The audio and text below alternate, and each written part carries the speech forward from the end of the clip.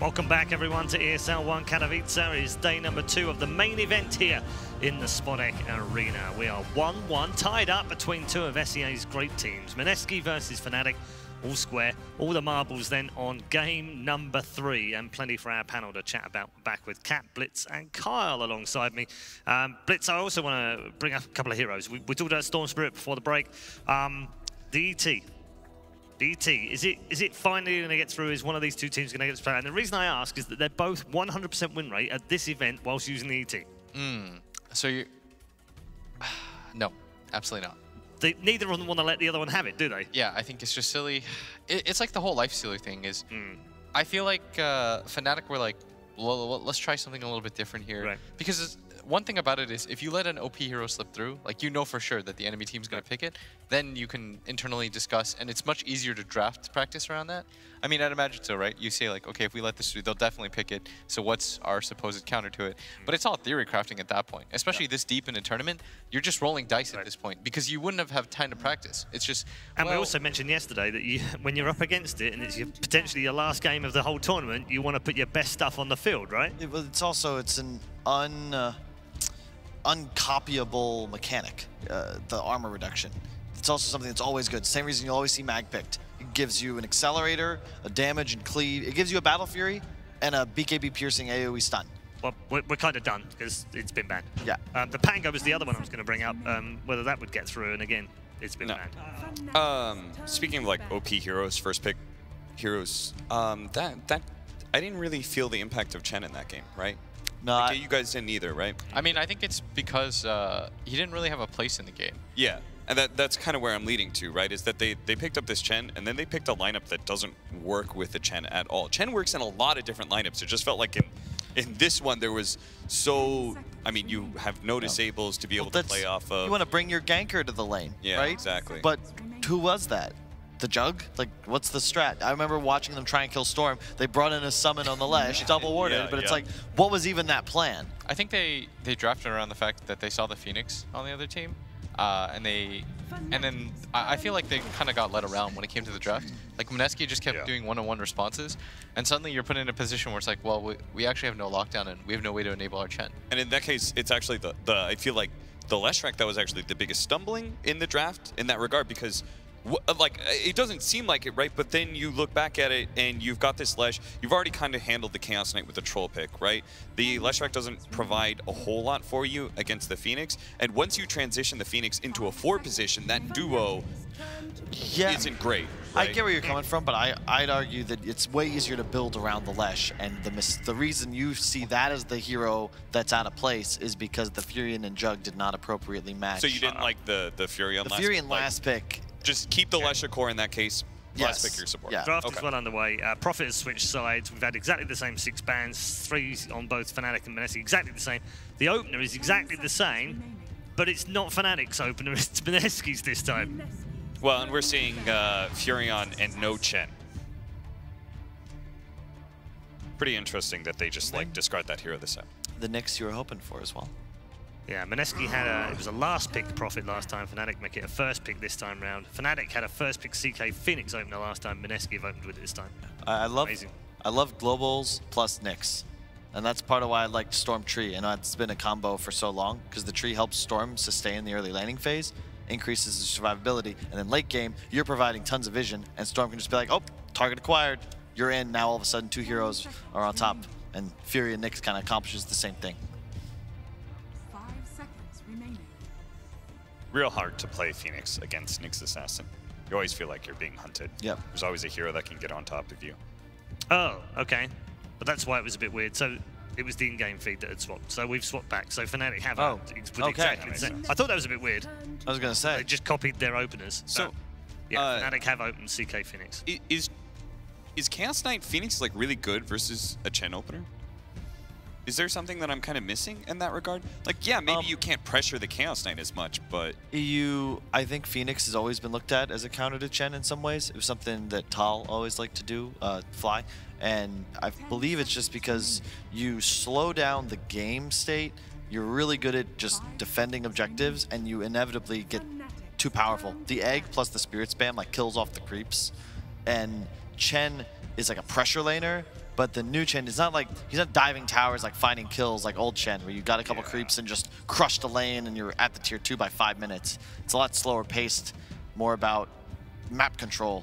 I like the fact you brought up the Chen change, right? Because the old Chen, like you bring in some Satyr creep, and Phoenix is already kind of a weak laner. That weakness is going to get exposed real quickly, but the newer Chen can't really do that. Yeah, he's buffing his carry. He's like this assistance guy, not the utter lane dominator of old. Another Jug, not... I like it, they at least, they got a stun with it this time. CK Jug's got great synergy. And it was Mineski that had the Jug in the other game. I like that. Yeah, me too. It's nice against the Phoenix. It's always been nice against the Jug. You can always enrage during the Omni Slash. Great with Nyx. Yeah. You have 5 seconds of stun. Ursa gets off the double overpower. Like, it's untold amounts of burst damage. It's a really good combo. They needed a Roche hero too. I feel like always, like whenever I see a lineup that doesn't have a natural Roche taker, especially in this meta, it feels really awkward. Especially as Radiant. Yeah. Didn't even answer to the Chaos Knight, right? Like, obviously, it's super good versus Jug and Phoenix. You have no AoE, but the laning phase matchup, you're one of the few heroes that doesn't care about Chaos Knight in lane. Chaos Knight actually has to run away from you. I'd like to see another way of initiating for Mineski. And Fnatic take the line. I think maybe just in case Mineski I think this is like a Storm thing too. Because Mineski could very easily have taken Storm there, and it would have been a fine Storm pick. There's no way that you could die. Yep, and it's again that same concept of you've got this now.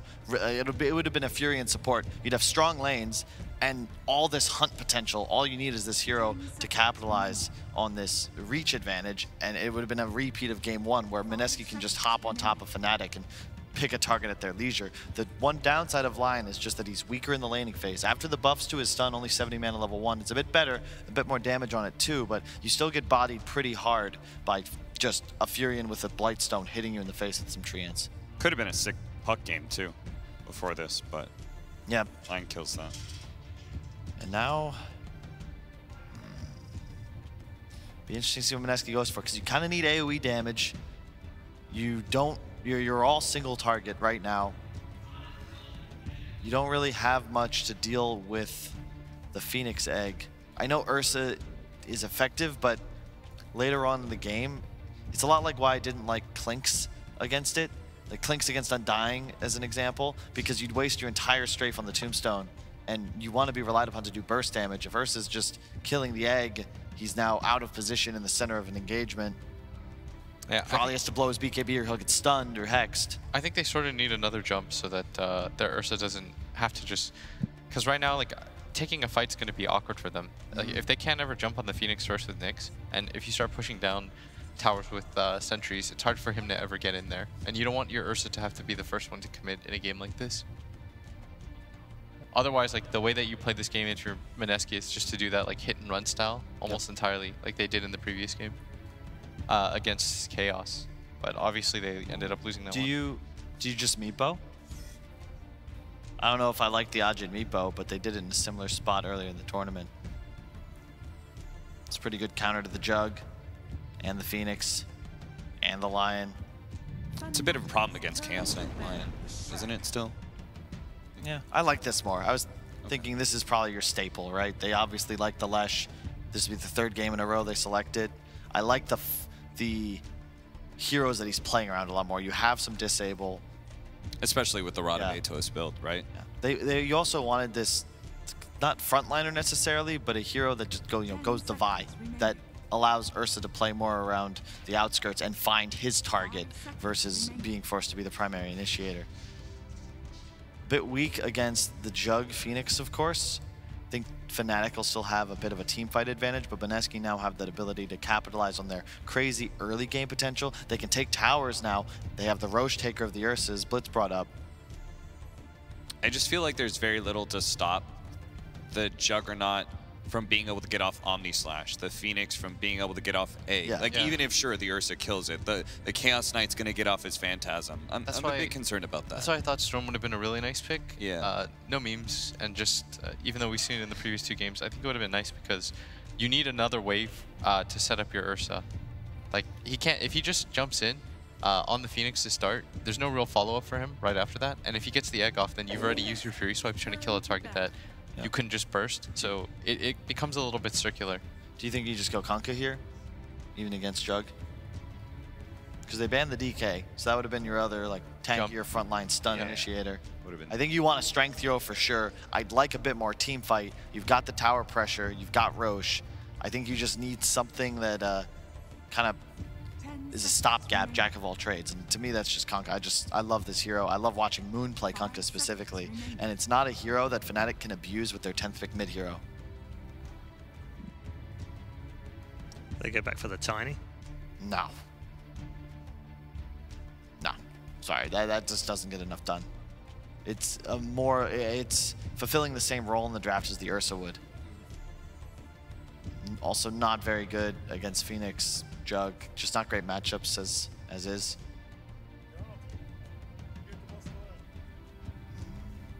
Yeah, I like no hero better than that. I could see a Monkey King perhaps.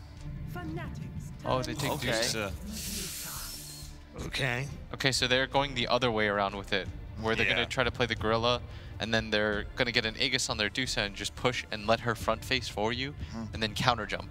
When you were talking about the Phoenix and like the whole Clinks, like you just don't want to focus down this egg so much. Like I thought about the Medusa just because the matchup of the Chaos Knight and the Juggernaut is so good, and you're just one of those heroes that can stand in front of these sort of team fight scenarios and feel okay, right? It's a good point because now you're in a position where Paul was saying like the Omni Slash. Like, you were saying how do you stop them from dealing it? Well, in this way you don't mind. You're going to plant Medusa between the Phantasm, the Omni, the Egg, and his squad. You force Fnatic to go on a target that isn't ideal, and then it frees up the rest of your draft to just stay safe. It's about if you can kite and trade Stone Gaze for 1 or 2 of Fnatic's ultimates, your team fight all of a sudden becomes unstoppable, and you can start walking down lanes. There's just a very small thing of like, at that time, Lion had already been picked up, right? Yeah. Lion, Mana Drain.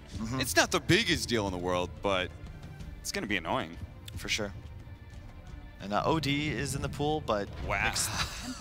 Go for the TA. We haven't seen one yet, right? Is this the first pick? It's one of the Dusa counters. You beat him in lane. A well-played TA versus Dusa can actually crush the matchup. It can go either way, but TA can snowball. And really it fits good against into Blitz's Nyx. whole, like, they didn't have a Roshan taking hero before. Correct, right? yeah, that's a good point. I like it. I like it a lot. I'm a bit concerned that they're sort of all in on this physical damage. A lot of single target on the side of Fnatic. I still think the Dusa provides Mineski a slight teamfight advantage. They also should be able to take early towers. But it's a far more even draft, I think, than the first 2 games. Will? I think I like Mineski's draft. I feel like they can do it for whatever reason. I think that as long as I think the Dusa works for them regardless, because I think he's going to be able to protect that mid tower. And if he can protect the mid tower, if they can bring the Nyx in at a decent time, they can just largely ignore the TA and force engagements around that top and mid. They can get Roshan at a reasonable time. And I guess the one thing is fighting Roche fights head on is kind of difficult because they'll always have TA traps and Phoenix, but I think Mineski might be able to do this. I just feel like Fnatic will have the pit control. Like they'll have vision advantage. Yeah, plus Phoenix Egg. Yeah, it just feels like you can't there are no spells Mineski can use aggressively to win team fights the same way Fnatic can. Feels like Mineski, and this is an SEA battle, okay? They're both aggressive. I think the team that has an easier time doing so is more likely to put off. I'd favor Fnatic slightly. And this is also predicated on, even still, like they actually have to do okay in the laning phase. Right? This Dusa line can still get run over if they happen to have a bad laning phase and like everyone else besides the Dusa just falls to team fight. All right. Good stuff, as always, from our panel members. They're looking forward to a firefight between the 2 SEA giants. Let's head over to the arena for game number 3 for exactly that.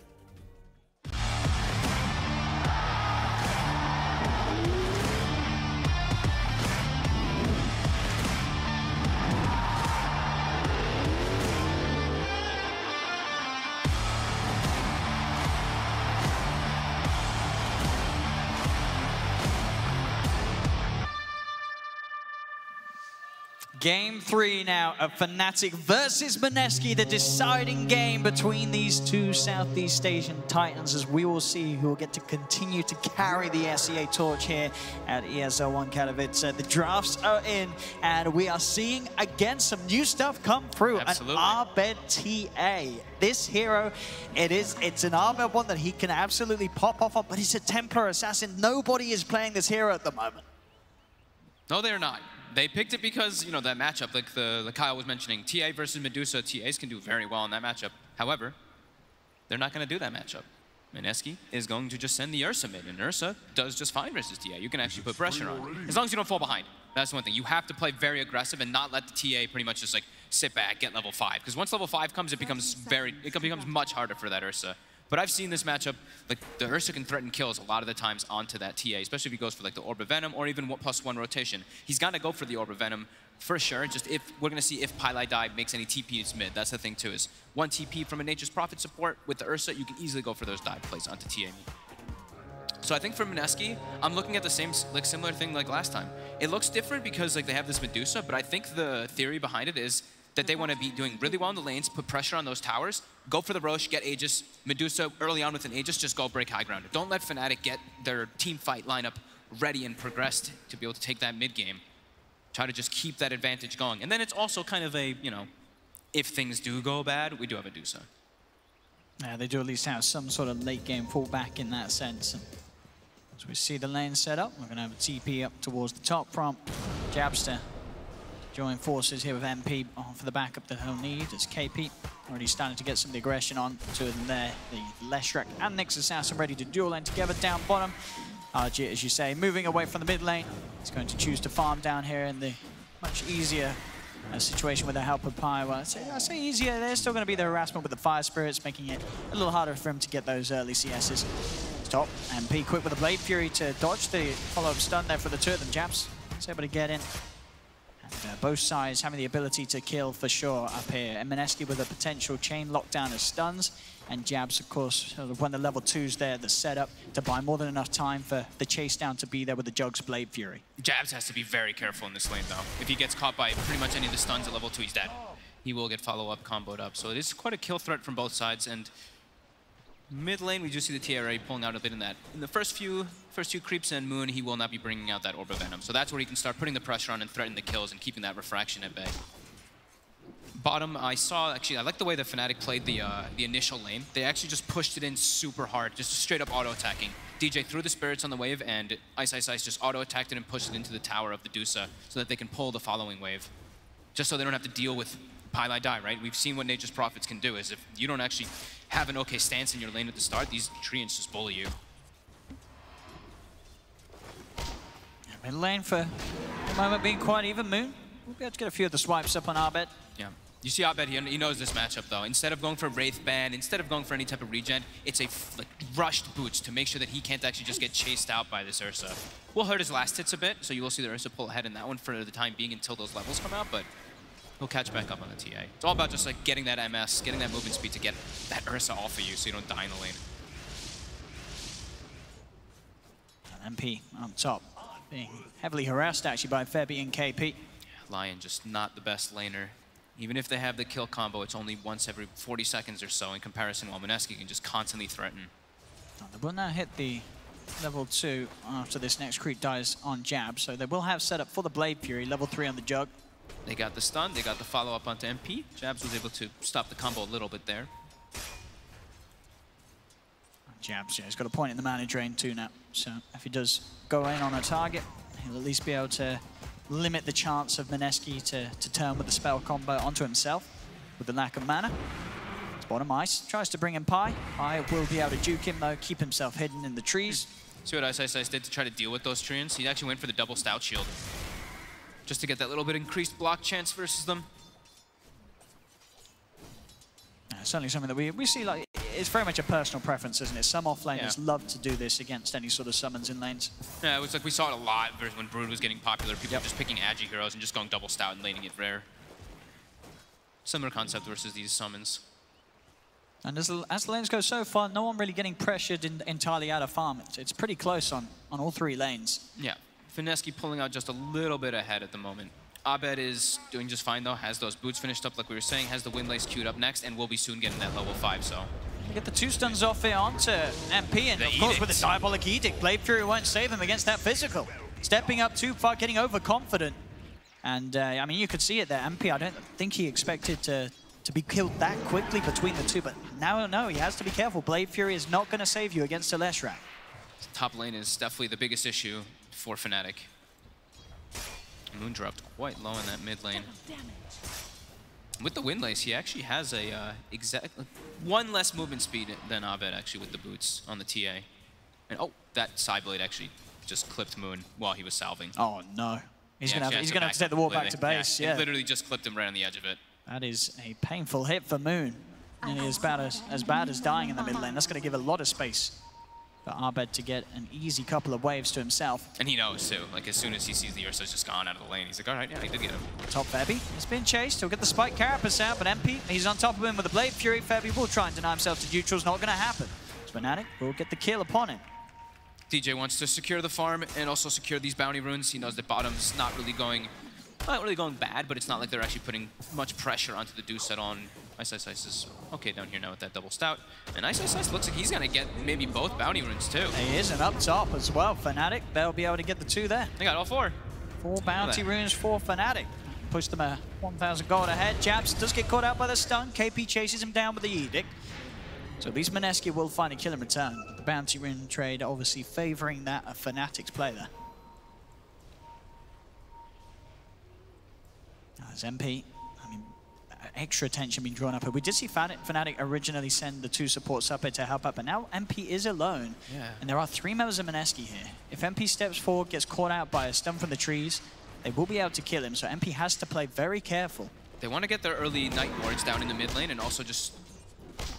I think probably the warding mission is the most important one for us, because setting up for a gank on mid is still quite hard, even if TA has 6 with traps. So I think that was just a smoke to get some wards out. Jabs. Oh, actually missing the stun there on Pi. Intentional. So TA, we haven't seen this hero much, right? Because now, especially with like the removal of the second Ancient Camp, it makes this hero's like just a lot harder to play, because you used to just rely on, all right, my lane's going okay, but then boom, I just hit level like 10, level 12 super quickly because I just have these double Ancient stacks or Ancient stacks all over the place. Now there's only 1. So you have much less to work with in your snowball factor. Pretty impressive stats as being shown there. Abed with the 2nd highest win rate on this hero. He has played it a lot. But, obviously the majority of those games, a different time, a different patch. You know, TA not quite in the same place as she has been in previous iterations of the game. Yeah, and not versus the same popular heroes where it was like, it would just be like a lane counter specifically top. They actually get the double stun. That's a great angle from Jabs to come in. They've got the setup onto KP, Hex as well. The support backup for Fnatic, making this lane that little bit juicier for MP, now enabling him to get himself involved in some kills onto the duo of Mineski that have been sat up here the entire time. Yeah, nice. He's just parked down bottom. He's fine. Infinite sustain with that Chaos Strike, so he just keeps hitting the waves and pushing it in. He's actually just cutting the waves even to put pressure on the tower because the Deuce is got level 6. He's just going to pop Phantasm straight away to keep the pressure up, and also to sort of keep that extra scare there so Pi like that can't get really that close at all. He's one of the Phantasms separated, so he has vision on any movements. Obviously we'll catch Wind and Moon coming down towards the bottom lane. But he knows, yeah, Ice. He's not planning on making any plays anywhere else. He's just going to sit here, soak up the lane, and know that there's very little that Mineski can do to push him away from this area of the map unless they commit a lot of resources, which they don't really want to do for a Chaos Knight at this point of the game. No, definitely not. Because if they do, then it just gives the avenue of farming for everybody else. The Jug's going to get free farm, and then the TA is going to be able to resort to the jungle. And as we see, we're talking about those Ancient stacks, and they've already got a double. Pi is now going to start reducing the... Look at that. Is that DJ getting a triple stack here? No, they're blocked. 2 of them are blocked by Pi. He actually didn't get one anyway, but he would have missed it. But yeah, double blocks. Pi understands. You're still versus a Templar Assassin. It's still the same concept. You want to be able to take out that increased jungle farm. Nice. That's always the beauty about having these NP supports. It's just, you can do that at no notice. Yeah, Fnatic has no idea. risk, really. Yeah. Very unlikely that they're going to be there set up to try and catch you. Because even Abed, he might clear this, and he has no idea that these were blocked. He doesn't know that DJ missed one of the stacks, and then it's also a block on the Ancients as well. So they won't know that these are blocked for a couple more minutes. As we go to a farm, a bit of a farm. Ajit not actually able to do the same thing as a TA though. His Dusa only level 6, and you're not the same as a TA. Need a little bit more to be able to farm those Ancients. We'll just see Abed there. He sort of quickly queued up the Deso, then he's changed to queuing up the Blink Dagger. I mean, do you think he will commit for the Blink Dagger? Is this a game where you want to get the Blink before the Deso on the TA, would you say? Yeah, the Blink for sure. Yeah. It looks great. You can hunt easier, and you can also respond to Mineski, who you can look at their heroes with NP and with Lash. You can assume they want to be playing a bit fast. And NP is going to go straight in with the Omni Slash onto KP. He'll continue to chase with the Blade Fury. It's underneath the tower. KP's got stick charges, though. He's keeping the distance, and NP's not going to get this kill. He's going to die underneath the tower. KP just... It's just too tanky on the Lesh. I mean, it's not like he has a lot of items, of course. He's just walking around. I mean, the extra bit of stats from the crown, pretty much, and the stick charges meant that the combo from the Jug wasn't enough to get the kill. Same time down bottom, Ice. We'll hold back Moon with the stun. Mid lane, DJ actually solo killed Ajit as the Phoenix while that was happening up top. So, sure, they lose MP, but he kills the Dusa, which is, I mean, fantastic. Almost level 6 now on the Phoenix. And just like last game, he's approaching a Spirit Vessel quite early on. It looks, I mean, yeah, compared to last game, it's a similar track and position for DJ to be in at the moment at this Phoenix. He had a fantastic performance in game 2, and if he's going to get kills like that, he's going to continue to do the same this time around. Moon. He has got the Enrage. We'll see Ice and Abe continue to chase. The stun comes out. The Phantasm there to help do the damage. Is the Sprouts there from Pylite Eye? In fact, Moon.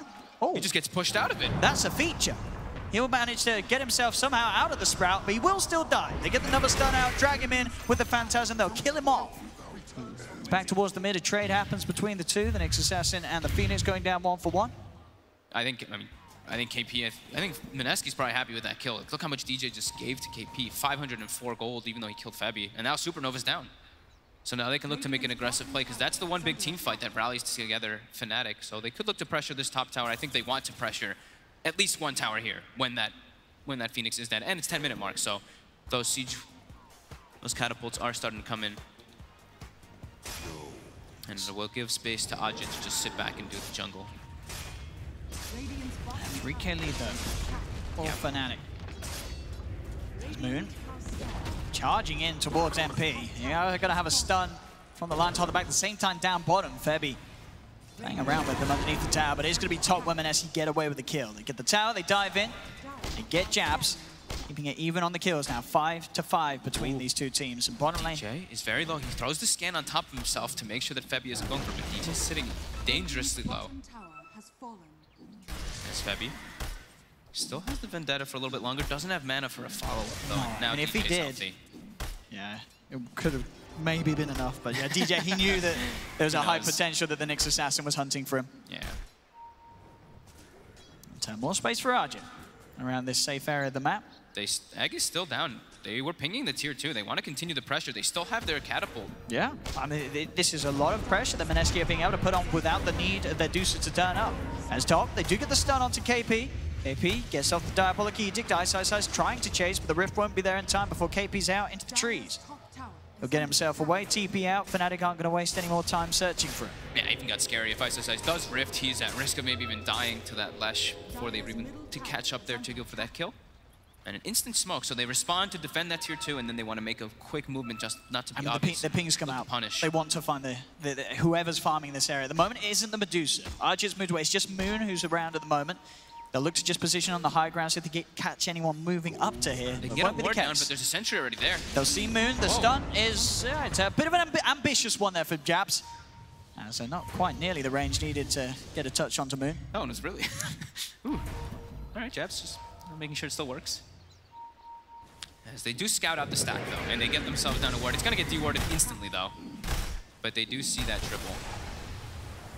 As the NP ult does go, it bounces onto a lot of the Ancients. Ice, he's deep. He's having a poke at Arjit. Arjit's got Febby and KP by his side, though, so Ice needs to back away for now. Jabs gets the stun in from the side onto the Deucer. They're going to dive forward. DJ look for the perfect position. The finger comes out to Arjit as well as the Blade Fury. They've killed the Deucer off to start the fight. Abed's even able to pick up the courier as well. The Supernova successful, so DJ back up to full health and mana. Mineski are trying to chase back now that they know the Supernova's being used. It's constant buyback on Arjit. Jabs holds back 2 with the stun. Febby still with vision, set heads up with the stun out onto the TA. They're going in, but iSoSice, he'll turn, he's ready to fight. Rifts back Febby. He'll get the stun out as well onto KP as 2 more will die on Mineski. Dive forward from DJ. They've got the Spruce, the Vessel out onto Moon. Arbeck can close the gap. Moon slowed down by the trap. Fnatic, they find 3, they'll find 4, as that's going to be a triple kill for Arbeck. Fnatic not messing around as they go in, diving behind the tower. iSoSice ready to start. Heads up, play there for jabs. They just destroy Arjit at the start of the fight. They blow up the Medusa. He tries to buy back, but the fight's already lost. And they lose their whole ancient stack that the Medusa was hoping to be able to farm. And look at this Medusa's farm now. Bottom 4 net worth. Her game is done. It's over for the Medusa, it feels like. I mean, she's just gonna get ran at now by these Blink Daggers. Blink Dagger TA was level 12. The DJ Phoenix is already jumping on top of her. This is... How do they make space for us to come back into the game? Arjit has just suffered greatly with the pressure that Fnatic have now turned up with. They're going to need, honestly. I mean, it only is a 5k lead, but they're going to need a miracle because of how far behind he is on this Medusa. It is one of the lowest farm I've actually seen on a Medusa in a very, very long time. Mid. Moon. He's head in. He has got the Enrage. So we'll be able to run away. iSoSice. Pull back again, but... Yeah, continue to poke. TP will come through from KP, so iSoSice not going to try and commit any further. But a very slow and painful start for Arjit. And this was sort of a Dusa move to the safe lane and hope that he sort of had that better start to propel them forward. Dive comes in just in time. Febby did get a little greedy going for the Vendetta hit before the stun. So DJ was allowed the time to react and get out of there. Dire's middle tower is under attack. This is not the position that Mineski wants to be in at all. They wanted to be the ones having the aggressors, having 4 heroes, or 3.5, and Pete kind of TPing in, and just having the Dusa being able to farm on her own. Now they've lost so much map control, they lose their contingency of farm that the Dusa was relying on with that ancient stack, and it's just a lot all the way from here. A lot of pressure now on the Ursa and the Lesh. Yeah. As they have to make so much happen, both KP and Moon, in order to just somehow turn this into a game where Arjit himself is allowed to have any sort of game. I mean, it's pretty much all on KP, to be honest, because Moon has the Midas that he just went for. So he picks up the 15-minute Midas, which is not going to be like some Blink Dagger. It's going to be really just KP with that drums and that Atos build to be just taking the fight to them, and immediately they're looking for Roche, but they're going for the risky plays. They're against Fnatic's TA. There's a TA who's going to be throwing traps in. Sure, they put a sentry down, but it's identified. Outside of the pit, Jabs and DJ will go towards Pilot, but Pilot is sort of trying to draw the attention away. It doesn't matter, though, because iSoSice wraps in. They're into Roche, so Mineski, they have to get out of there. Febby, they don't have vision upon him, so he will be able to sit the pit. Could look for a steal here, as he's got a lot of timing left with the Vendetta. Fnatic, they are looking to finish Roche, so Febby, if he could time this right, I mean, this could be beautiful. That would be huge for them. He's patient. Still no detection down from Fnatic. DJ just, he has his, now has the sentry. Oh, Jab's got a sentry in. They brought it in. They're prepared as Jab's got a sentry TP'd in. They'll see Febby, as Febby will not be allowed to stick around for any sort of steal around the Roche pit, as Fnatic will claim it easily for themselves. No threat of the Nyx Assassin sneaking around. Smart heads up play there from Fnatic. They knew there was a high chance that Nyx Assassin was hiding in the shadows. I think they're recognizing that they're just a billion times stronger than Mineski at this point. Mineski cannot take a fight at all versus Fnatic's draft, so they know the only way that anything can happen is a sneaky play there from Febby. And they've got the Blink. They pretty much have the Desolator now finished on TA. CK, the offlane, who got left alone after like the first few minutes, is top net worth. Oh yeah, I mean, he's going to continue to be there with his Midas. iSoSice having 2 games back-to-back on the CK. This looks very strong. Set up there onto KP. Pilot is going to reveal himself to the side with the Nature's Wrap, but it's not a lot of damage at this point. As iSoSice and MP continue to chase towards KP, pretty much Mineski's biggest threat at the moment, but Fnatic are going to be looking to close him out and take him out of the game, and they should be able to do so with a stun, the pull to hold him in position for the Blade Fury to kill him off. That's Mineski's sort of strongest hero at this point in time, just being taken off the map with ease by Fnatic.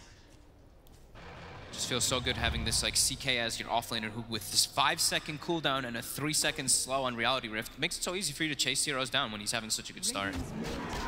18 minutes in, 6k gold lead, the experience pretty much identical, and Mineski are kind of in a place where they can't make moves. It's so difficult for them to really do anything now on the map. because all the vision advantage that Fnatic does have and just how much durable they are now too. It's like 1800 HP on the CK. The TA is way too hard to kill. They can maybe kill jabs, but that's not the target that they want to go for by any means. You can see Ice knows how tanky and sort of sustainable is. He's just charging in across this area. They've got feeling onto RG. Jabs will miss the stun. That is going to allow RG to get the stone gaze off, and that will keep him safe. So Jabs a little off with these spikes this game. Was that one hit that pretty much took out the whole mana pool though too? It was like 300 or 400 mana from one attack with that Deso plus meld. I want to see if we actually do get to see a double meld, because remember the meld debuff now does stack. That was the one little change that TA did get besides the meld debuff being applied first. But Jabs, this time he will land the stun. He's able to walk past the tower, find RG and the fingers there.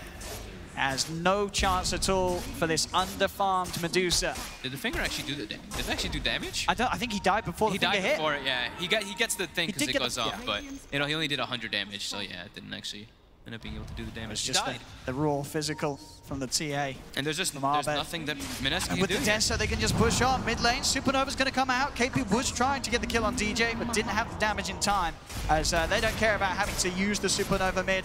All the attention from Fnatic is just pushing in bottom. They'll take the tier 3 tower. They're onto the racks.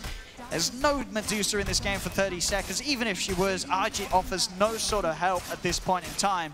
As Fnatic, they're getting away with these racks. And Mineski, they're not even coming back. They know that there's nothing they can do to hold on to the barracks. This is going to be a 20 minutes racks being taken incredibly easily. No defense at all. Fnatic, they are so far ahead in this game 3. Yeah, there's just no way that Mineski can take any fights. It's going to continue like that. And I don't really see it changing from the way that this game started off. I mean, this Dusa is 300 gold behind the Phoenix. Bottom 4 net worth. They've got to somehow start to make plays with the Ursa. He has got the Blink Dagger Moon. Okay. He's working towards that Basher. They're going to need, some miracle plays coming out between Febby and Moon on that Ursa with this Blink pickup, but it's still so damn difficult as they're under so much vision. That's what ends up happening when you're playing versus actually, like, Fnatic and Mineski have been really good about their warding game throughout this whole tournament, but now you're also playing versus a Templar Assassin. So there's 8 traps on the field, too, that you have to worry about, that are constantly going to be scouting your movements.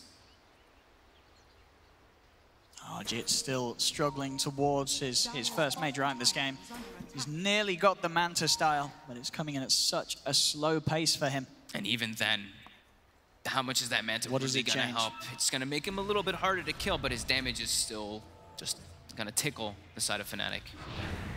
And Arbed just fully kitted out for a sort of 21-minute timing on the TA. They just know Blink they can just keep going, just keep threatening high ground. They still have 30 seconds on Aegis. They have Phantasm. Why not? If they couldn't hold on the bottom lane, what is the chance of them doing anything about this mid lane push? Febby, they'll hold the 2 back with a stun. ISO Size just quickly turns. Febby just gets deleted by the physical damage of Arbed. Up top, KP will TP back to try and help hold. There'll be a buyback from Febby, but another tier 3 falls. Pylite TPing on the front, Mineski.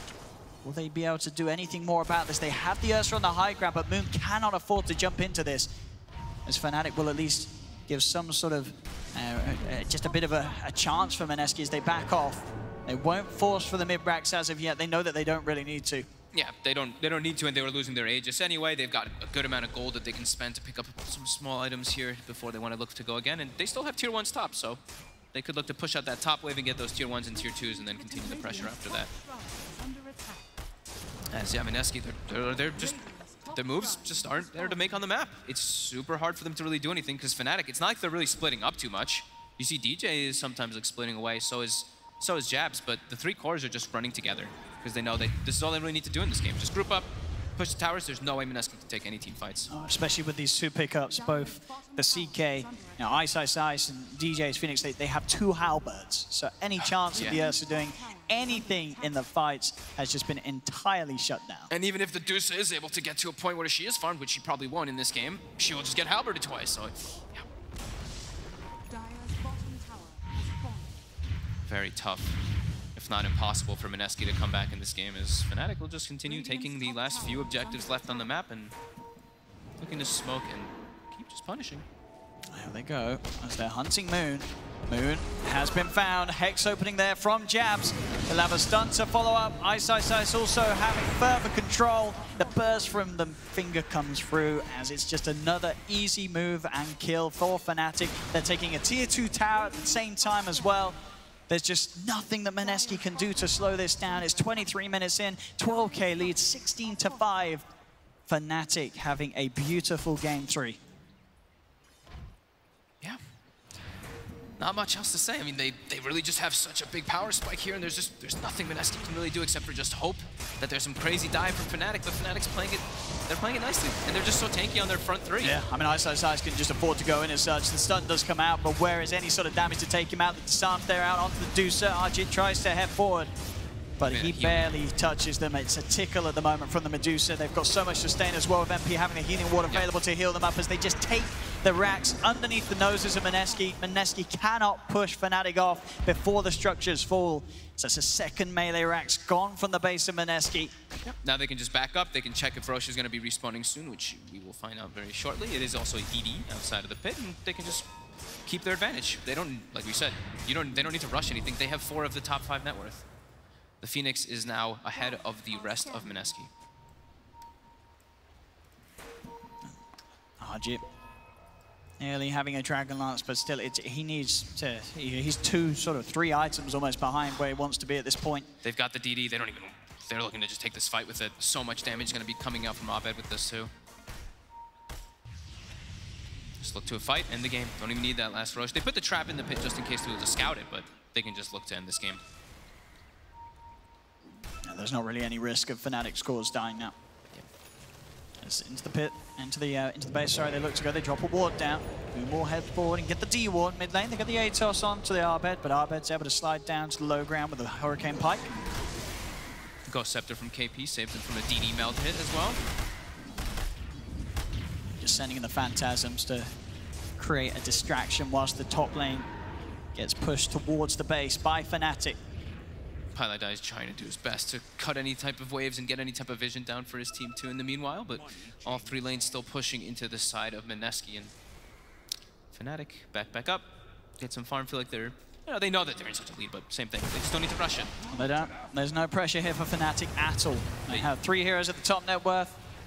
There's only 2 heroes close by, the Ursa and the Deucer, but comparatively what these heroes do, when you look at them compared to the cores of Fnatic, it's just absolutely negligible. The damage or any sort of opportunity they're going to have to actually be in a position to become any sort of power. The halberds, the control that they have on Fnatic makes this game impossible for Mineski's cores to play from behind. I mean, you can just look at you bring up the net worth, and sure, it's a 14,000 gold lead and that 10,000 experience speed, but just look at the tickers on the bottom. The last time that Mineski got a kill was at that 13-minute mark. The other 2 were just the towers. They haven't been able to actually make a play in about 14 minutes or so to actually get anything besides those towers.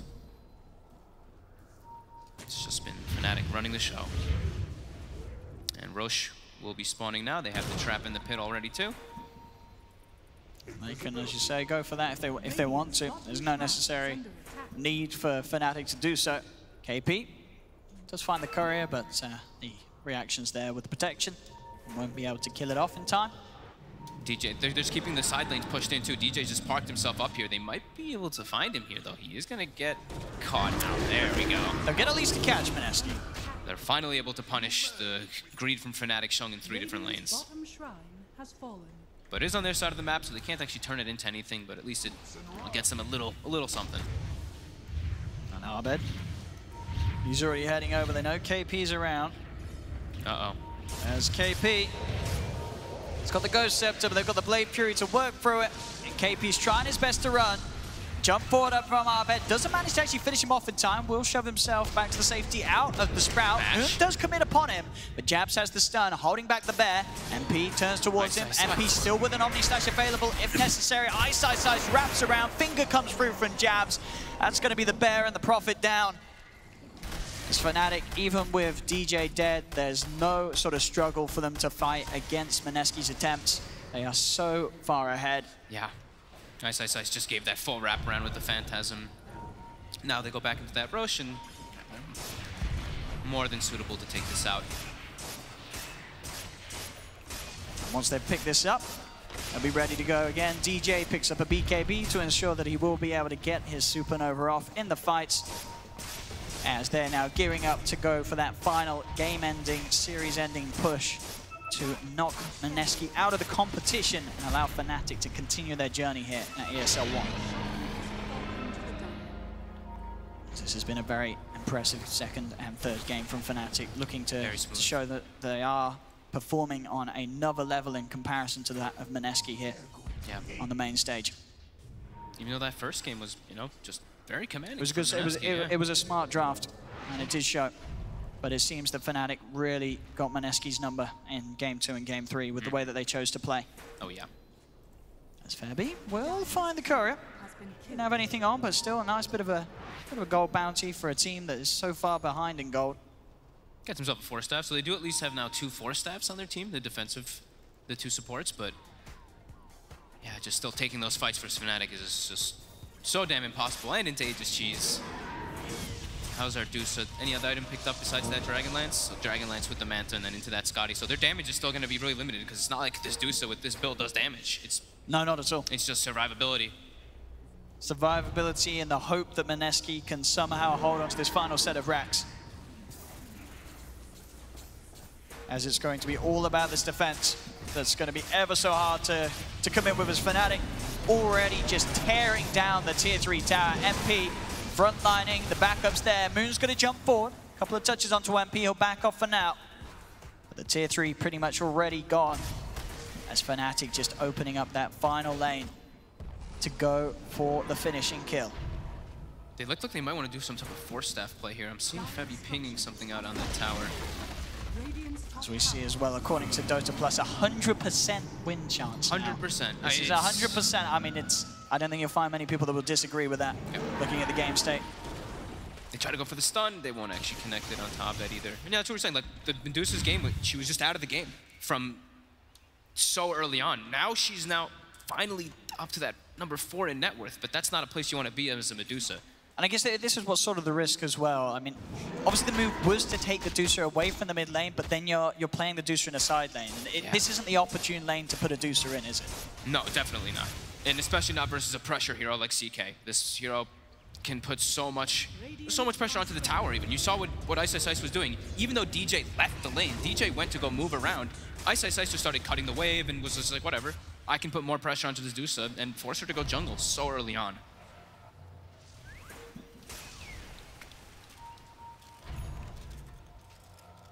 Okay. Actually change up from the Scotty. BKB going to be the choice for Arjit. I think they're recognizing there might be just only like 1 fight left inside of the game if he doesn't have an item. Like, how is he going to get a Scotty? How's he going to get out there to get that Scotty if Fnatic is just parked here?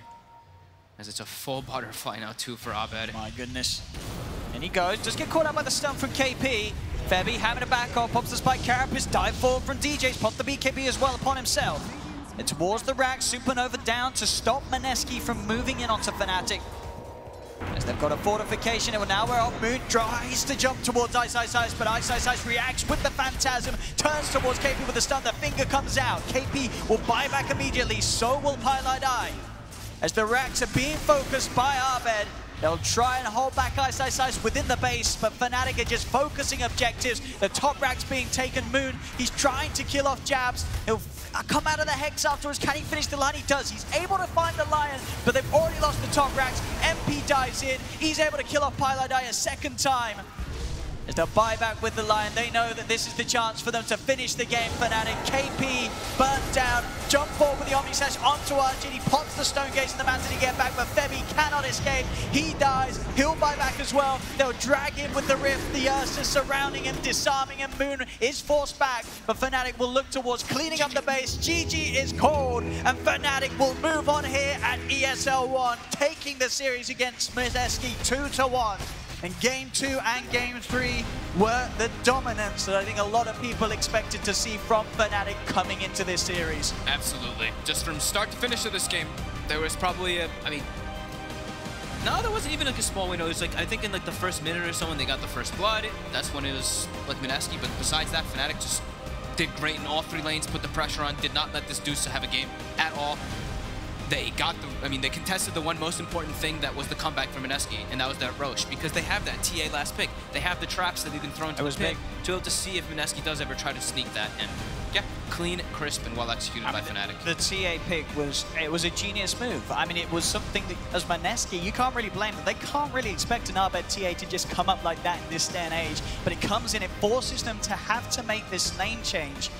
And still, Arbed, he's not getting pressured enough. He has this amazing time. They try their best. You know, they as I said, they make the lane switch so they can get a matchup that could sort of favor them potentially, with the Ursa being there instead of the Dusa. You see the movements from Pi in an attempt to block off the Ancients. They're doing everything they can to slow down Arbed's game, but somehow, with the way that Fnatic can play as a unit, as a team, they were able to put this TA in a position where Arbed could excel and have another absolutely star-studding performance. Yeah, and they really just never let Ajit have a game in this one. Medusa was what, I think 3,700 net worth or so. It was bottom 3 net worth at that, like, by like the 10-minute mark or so. And yeah, it was just Fnatic completely controlling the map after that and taking the towers, taking objectives. And yeah, there was no way that Mineski could take a single fight into this DJ Phoenix, who again just dominated the game and even got a solo kill on the Dusa at some point in the mid lane. Absolutely. And with Fnatic playing as well as they did in Game 2 and Game 3, there's certainly a lot of potential for them moving on. And one of the big stars that series was, of course, Mr. Ice Ice Ice, giving us a fantastic Chaos Night showing both times. And we'll be able to pass you over to him and Eri on the stage right now. Thank you very much. Oh, and here we have Ice Ice Ice taking the 2-1 win over Mineski. You know what? You were setting for a top 16 finish. You're now top 4. You must be thrilled. That's definitely above your goal that you guys were going for. Yes. Love it. Just poignant answer, as always. Ice, quick question, man. I mean, you guys seem that you're really gelling together as a team. What do you think were the factors that gets you guys to really just evolve and grow together so well? I guess we are friends. Like, we have good chemistry, so we are gelling as a team. What? I don't know. We can definitely feel it. We can definitely feel it. Oh! Dota chess. Yeah. Dota chess. That's why you guys are doing so well. Yeah, except DJ. DJ doesn't play. DJ doesn't play, but 4 of you guys play Dota chess. That's why you guys are at this level right now. Yeah, and Ragnarok. Ragnarok. Guys, take notes. These are what it takes to get to this level, okay? One question as well, of course, from one dad to another. You have a son. I have a question. Being a dad now, and of course, balancing your professional life, would you say that there are things that you've learned from being a father that help in terms of being a better teammate? Have you learned a few things that you've incorporated and just like, hey, this kind of makes me a better teammate?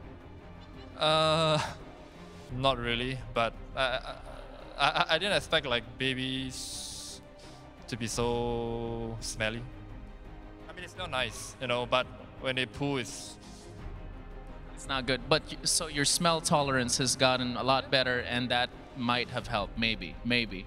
Question, Daryl, you have OG coming up for your next match to end this day. How do you guys feel about that?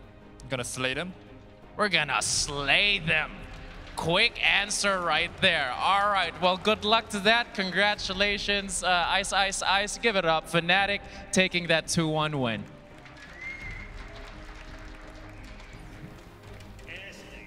Congratulations to Ice Ice Ice, and also to his team, of course. Fantastic performance by them to come back after being a game down and win that one 2-1, showing us their credentials, that they still have an opportunity, a chance to win here at ESL One Katowice. They'll meet OG in the next round in the lower bracket. Gents, let's break down. Cap, what did you make of that? Another great performance. Yeah, definitely. Fnatic just seem to be clicking. They look really good when they've got this team fight component. To be honest, I feel like the individual skill is just a little bit higher for Fnatic. So when it comes to being able to execute these 5-on-5 team fights, Fnatic just looks so nice in this game. They just ran over Mineski. Learned a lot, though.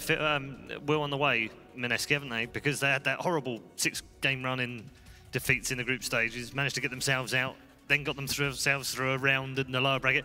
And we've heard them say many times, Pailai said continually through this tournament, this is about a learning experience for them. Yeah, and I feel like they should have learned a lot. I mean, they figured out some styles, what works, what doesn't. their drafting probably got a lot cleaner as a result of this too. Like how heavily teams will punish you, and more importantly, I feel like their Moon's kind of regaining his confidence. It felt like for a while they were just getting smashed, and as a mid laner especially, you're going to take that to heart. You're going to feel like, I'm not holding it down for my team.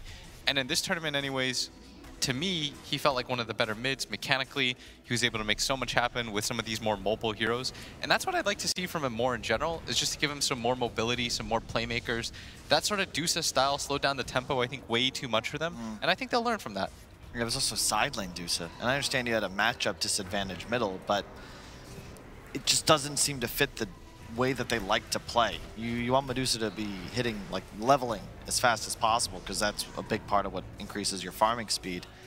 Just felt like when Deuce is behind and he's the one that's to be relied upon, like the later you can pop Stone Gaze in a fight, the better the chance you can be able to turn it around. But it just felt like Fnatic had such an easy time getting that cooldown popped, retreating for a few seconds, and then just counter-initiating. Like we can see, well, Kevin will show us, sorry, I thought it was the replay, but it's him prepping.